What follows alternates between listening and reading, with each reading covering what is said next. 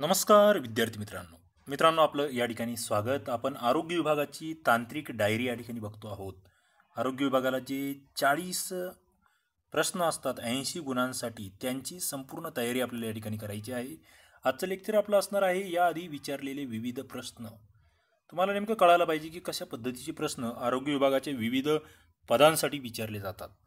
आणि या ठिकाणी आपण जे पुस्तक रेफर करतो आहोत ते या ठिकाणी आरोग्य विभाग तांत्रिक डायरी, तांत्रिक माहितीचा सखोल व परिपूर्ण खजिना, ज्याचे लेखक विकास सिंदाळकर, तेजस करपे आणि सचिन कुरुंद हे तीनही अनुभवी आणि एक अभ्यासू लेखक यांनी लिहिलेलं हे पुस्तक विजयपथ पब्लिकेशन पुणे यांचं एक दर्जेदार साहित्याचा हा नमुना म्हणून नक्कीच आपल्याला या ठिकाणी अनुभवता येतोय. आपण प्रश्न बघितल्यानंतरही तुमच्या लक्षात येईल की जुने सगळे प्रश्न वन लाइनर्स आणि महत्त्वाचे पॉईंट्स अत्यंत सोप्या भाषेमध्ये या पुस्तकात कव्हर केलेले आहेत. आज आपल्याला काही महत्त्वाचे प्रश्न बघायचे. त्यामध्ये बघा, कनिष्ठ लिपिक लिनन कीपर पदाकरता झालेली परीक्षा होती 2017ची. तांत्रिक प्रश्न जे असतात तेवढे फक्त आपण या ठिकाणी कव्हर करतो आहोत या लेक्चर सिरीजमध्ये. महत्त्वाचा पहिला प्रश्न या ठिकाणी आहे, कर्करोगावरील उपचारासाठी टिंबटिंब हे समस्थानिक उपयोगी आहे. Sodium 24, cobalt 60, iodine 131, iodine 125. काय? कर्करोगावरील उपचार त्याच्यासाठी उपयुक्त असं समस्थानिक. आपण नक्कीच जी विज्ञानाची लेक्चर सिरीज आपली झाली आहे त्यामध्ये हा मुद्दा कव्हर केला आहे. कोबाल्ट 60 हे जे समस्थानिक आहेत ना, यांचे उपयोग आम्हाला माहीत असले पाहिजे. समस्थानिक इंटरेस्टिंग असा तो टॉपिक आहे. आयसोटोप्स आपण त्याला म्हणत असतो. त्या समस्थानिकांचं कार्य काय वगैरे सगळ्या बाबी आहेत. इतर काही महत्त्वाची समस्थानिकं आणि त्यांची कार्य तुम्ही नक्कीच कमेंट बॉक्समध्ये टाकू शकता तुम्हाला माहीत असतील तर. पुढे क्वेटो प्रोटोकॉल थोडंसं पर्यावरणाशी निगडीत मुद्दा, कशाशी संबंधित आहे? क्वेटो प्रोटोकॉल काय? संकटग्रस्त प्रजातीशी, हरितगृह वायूशी, जैवविविधतेशी की यापैकी नाही? क्वेटो, आता सगळ्यात महत्त्वाचा प्रश्न इथे, क्वेटो प्रोटोकॉल हा 1997चा आहे.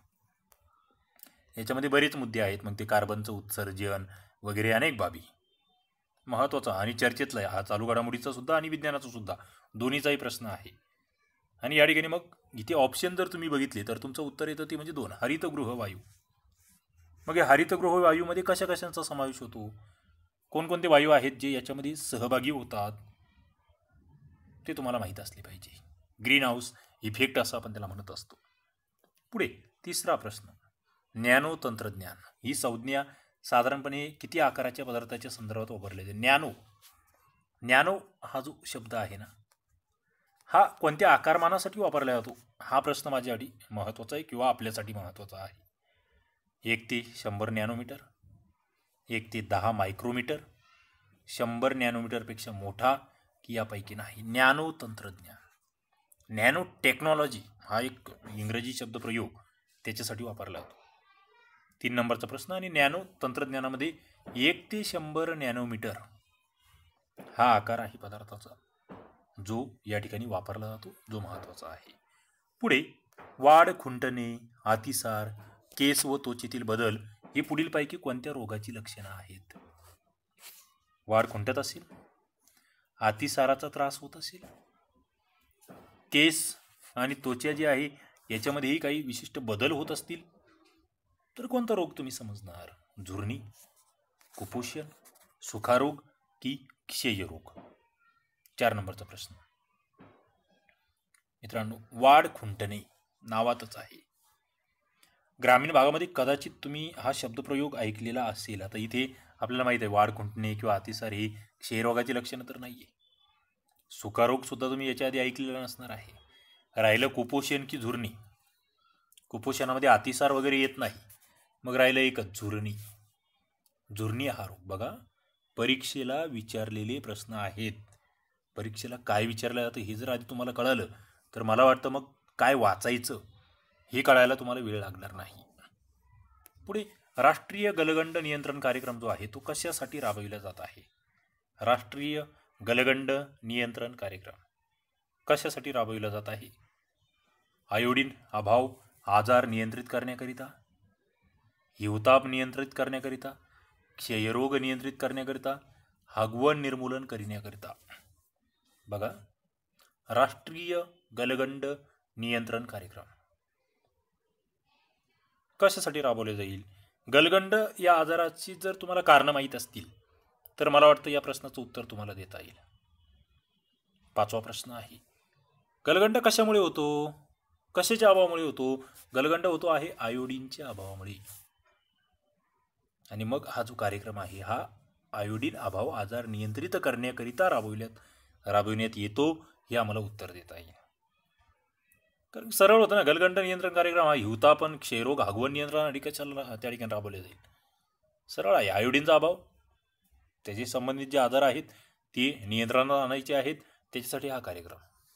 पुढे 6वा प्रश्न, मानवी रोग व त्यांचे कारक घटक यांची अयोग्य जोडी असलेला पर्याय निवडा. म्हणजे कोणता रोग कशापासून होतो, त्याचं कारक काय, बरोबर, हे तुम्हाला कळायला पाहिजे. क्षयरोग हा जीवाणूपासून होतोय का?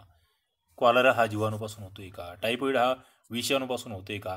हेपॅटायटिस हा विषाणूपासून होतोय का? आपण ते जीवाणूजन्य रोग आणि विषाणूजन्य रोग याचे शॉर्टकट पाहिलेले आहेत.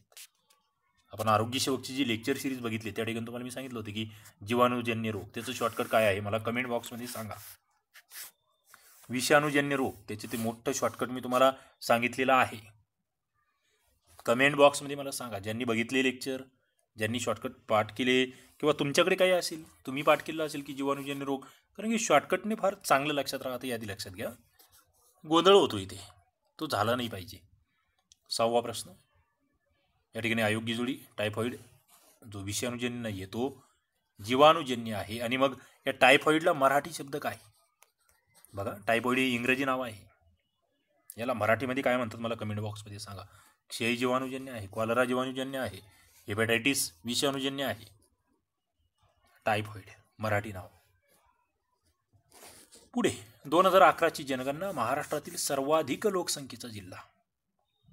2011च्या जनगणनेनुसार सर्वाधिक लोकसंख्या मुंबई शहर, मुंबई उपनगर, पुणे की ठाणे? 11ची जनगणना म्हणतोय मी, तेव्हा ठाणे हे शहर होतं जिथे सर्वाधिक लोकसंख्या होती. काय? ठाणे शहर. मित्रांनो, पुढचे प्रश्न आपल्याला वरिष्ठ लिपिक जे पद या ठिकाणी आरोग्य विभागात भरलं गेलं होतं, तांत्रिक प्रश्न जे होते जे या ठिकाणी येतात ते आपण बघणार आहोत.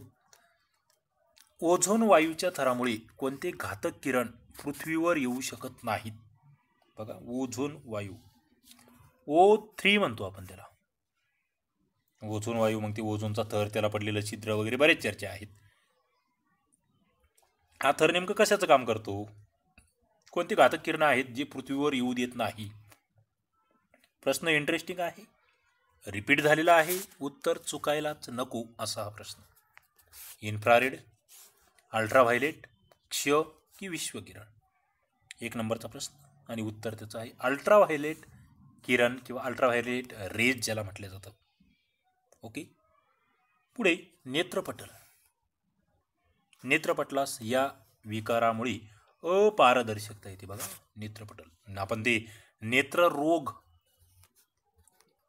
किंवा डोळ्यांचे आजार बघितलेले आहेत. विज्ञानाच्या लेक्चर सिरीजमध्ये आपलंही झालंय, आरोग्य सेवकच्या लेक्चर सिरीजमध्ये झालंय. ते लेक्चर तुम्ही बघितलं असेल तर तुम्हाला या प्रश्नाचं उत्तर देता येईल. नेत्रपटल कोणत्या विकारामुळे अपारदर्शकता येते? मोतीबिंदू, काचबिंदू, निकटदृष्टिता की रातांधळेपणा? नेत्रपटलाला कोणत्या विकारामुळे अपारदर्शकता येते? दुसरा प्रश्न, उत्तर जर म्हणाल तर मोतीबिंदू. काय? मोतीबिंदू अपारदर्शकता येते मोतीबिंदूमुळे. आता माझा तुम्हाला प्रश्न आहे की निकटदृष्टिता आणि दूरदृष्टिता असे 2 आजार आहेत, बरोबर? निकटदृष्टिता आणि दूरदृष्टिता. निकटदृष्टीमध्ये दूरचं दिसण्यासाठी प्रॉब्लेम होतो की जवळचं दिसण्यासाठी?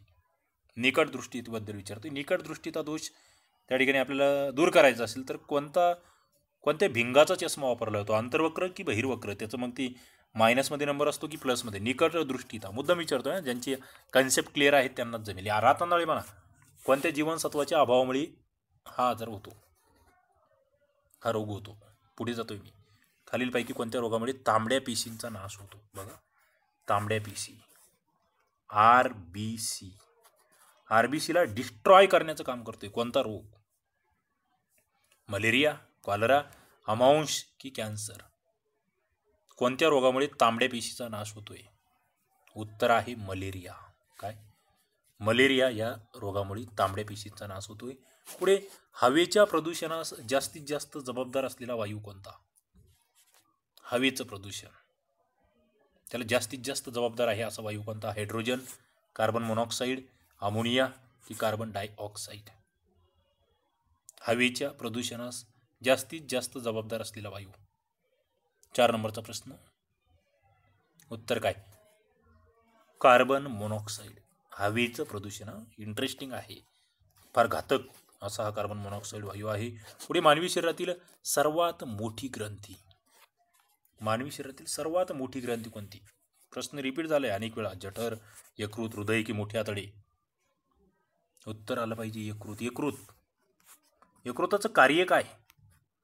मोठ्या आतड्याचं कार्य काय? हृदयाचं कार्य काय? जठराचं कार्य काय?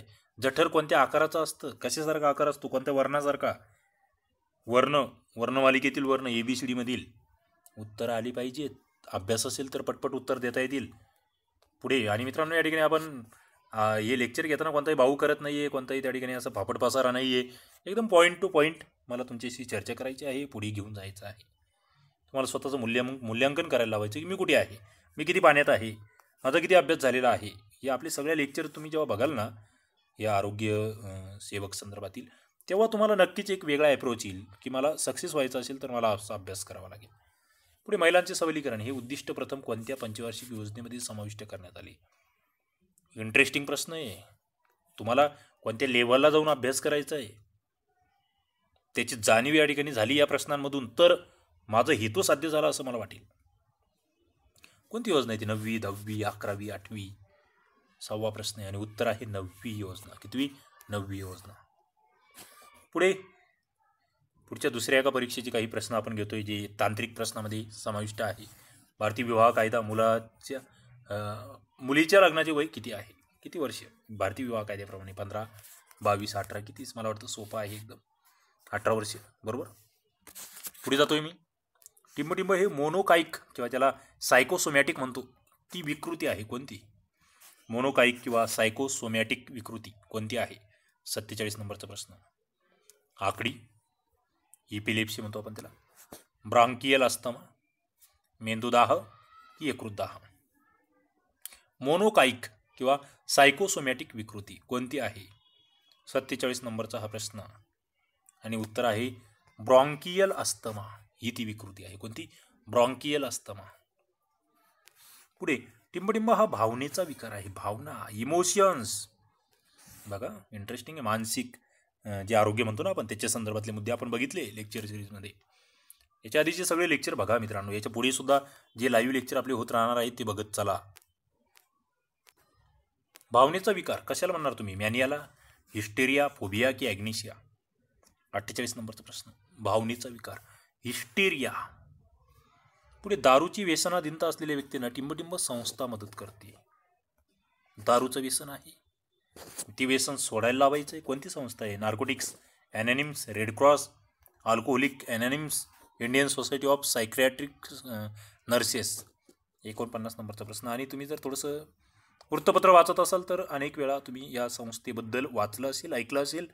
उत्तर मला वाटतं चुकायला नको. 49 नंबरचा प्रश्न आणि उत्तर आहे अल्कोहोलिक ॲनॉनिम्स. पुढे भारतीय स्त्रियांमध्ये सर्वसाधारणतः हिमोग्लोबिनची जी पातळी आहे ती किती मिलीग्रॅम पर DL इतकी असते? हिमोग्लोबिन त्याच्या अभावामुळे होणारा तो रोग ॲनिमिया, ओके, त्याला रक्तपिती असंही म्हटलं जातं खेड्यामध्ये. भारतीय स्त्रिया त्यांच्यामध्ये सातत्याने कमी आहे, ती किती असावी हा एक मुद्दा आहे. 50 नंबरचा प्रश्न. ती एक 12 एवढी ती पातळी, ओके, लेव्हल तिची ती असते सर्वसाधारण. मात्र त्यापेक्षा आपल्या भारतात आपल्याला बऱ्याच महिलांमध्ये ती कमी दिसून येते. त्याच्यामुळे मग ती अशक्तपणा वगैरे बऱ्याच बाबी आहेत. पुढे जिल्हा रुग्णालय कोण चालवितं? भारतामध्ये राज्य शासन, केंद्र शासन, सेवाभावी संस्था की खाजगी संस्था? उत्तर आहे जिल्हा रुग्णालय. म्हणलं राज्य शासन चालवतं जिल्हा रुग्णालय. पुढे ऑक्सिजन सिलेंडरचा गळ्याभोवती टिंबटिंब रंग असतो. ऑक्सिजन सिलेंडरचा जे गळा आहे त्याच्या भोवती कोणता रंग? निळा, लाल, पांढरा की पिवळा? उत्तर आहे पांढरा. पुढे इन्शुलिन हे टिंबटिंब ग्रंथीतून स्रवते. इन्शुलिन, ॲड्रेनलिन, थायरॉइड पॅनक्रिया की स्प्लीन? 53 नंबरचा प्रश्न. पॅनक्रिया नावाची जी ग्रंथी आहे त्याच्यामधून इन्सुलिन स्रवते आहे. पुढे आधुनिक परिचर्येची जनक म्हणून कोणाला ओळखतो आपण? काशीबाई गणपत, कमलाबाई, फ्लोरेन्स नाइटिंगेल की आनंदीबाई जोशी? 54 नंबरचा प्रश्न. आणि उत्तर या ठिकाणी आहे फ्लोरेन्स नाइटिंगेल यांना आपण आधुनिक परिचर्येची जनक म्हणून ओळखतो. पुढे जागतिक आरोग्य दिन. मी याचं उत्तर सांगत नाही, याचं उत्तर तुम्ही द्यायचं, कारण इतका सोपा प्रश्न मला वाटतं चुकायलाच नको, कोणाचाही चुकायला नको. आणि जागतिक आरोग्य संघटना त्याचं संक्षिप्त रूप काय, कधीची स्थापन झाली आहे हे तुम्हाला सांगता आलं पाहिजे. पुढे नाडीचा वेग दर मिनिटाला 120 पेक्षा जर जास्त असेल किंवा तो वाढला तर त्याला काय म्हणतो आपण? ब्रॅडिकार्डिया, टॅकिकार्डिया, टॅकिकार्डिया, ब्रॅडिॲपनिया की डिस्पिनिया? इंटरेस्टिंग प्रश्न आहे आणि उत्तर आहे टॅकिकार्डिया, जर वेग हा 120 पेक्षा जास्त गेला नाडीचा तर. पुढे ऑल फॅक्टरी नर्वमुळे टिंबटिंबचे ज्ञान होते, चवीचे, वासाचे, आवाजाचे की स्पर्शाचे? 57 नंबरचा प्रश्न. आणि उत्तर आहे वास जो आहे तो या नर्वमुळे आपल्याला समजतो. पुढे चेहऱ्याचे हाड जे आहे त्याला काय म्हटलं जातं? इंग्रजी शब्दप्रयोग काय आहे? चेहऱ्याच्या हाडाला फिमर, इथमॉइड बोन, स्टेपिस की स्टर्नम? त्याला म्हटलं जातं इथमॉइड बोन. कशाचं हाड? चेहऱ्याचं हाड. प्रश्न विचारलेले आहेत आणि सगळ्यात महत्त्वाचा मुद्दा तो आधी लक्षात घ्या. ही प्रश्न आलेले आहेत.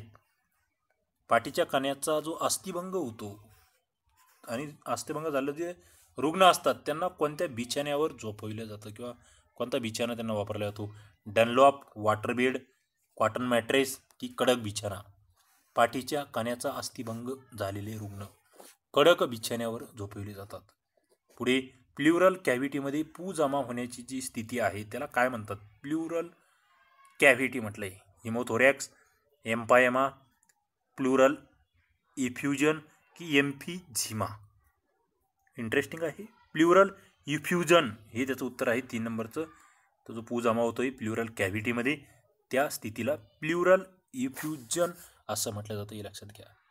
चला तर अशा पद्धतीने आपण आरोग्य सेवकचे जे तांत्रिक प्रश्न आहे त्याच्या आधी विविध परीक्षांना कशा पद्धतीचे तांत्रिक प्रश्न आलेले आहेत हे या ठिकाणी या सिरीजमध्ये समजून घेतोय. नक्कीच तुम्हाला आवडत असेल लाईक करा, आपल्या चॅनलला सबस्क्राईब करा, नोटिफिकेशन बेल दाबा आणि लेक्चर बघत राहा. चला या ठिकाणी आपण थांबूया. धन्यवाद.